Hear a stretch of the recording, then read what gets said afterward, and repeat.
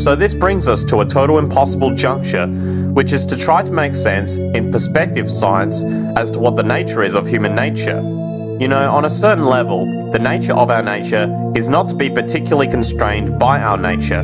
We come up with more social variability than any other species out there, more systems of belief, of styles of family structures, of ways of raising children. The capacity for variety that we have is extraordinary.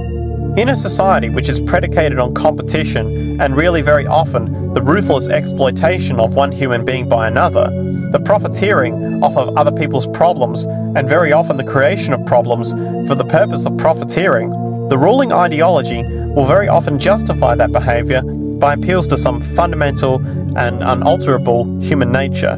So the myth in our society is that people are competitive by nature and that they are individualistic and they're selfish.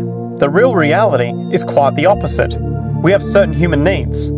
The only way that you can talk about human nature concretely is by recognizing that there are certain human needs.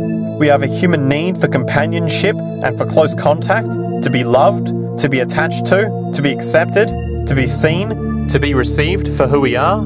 If those needs are met, we develop into people who are compassionate and cooperative and who have empathy for other people.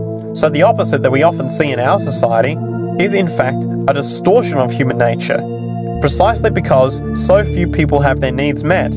So yes, you can talk about human nature, but only in the sense of basic human needs that are intrinsically evoked. Or I should say, certain human needs that lead to certain traits if they are met, and a different set of traits if they are denied.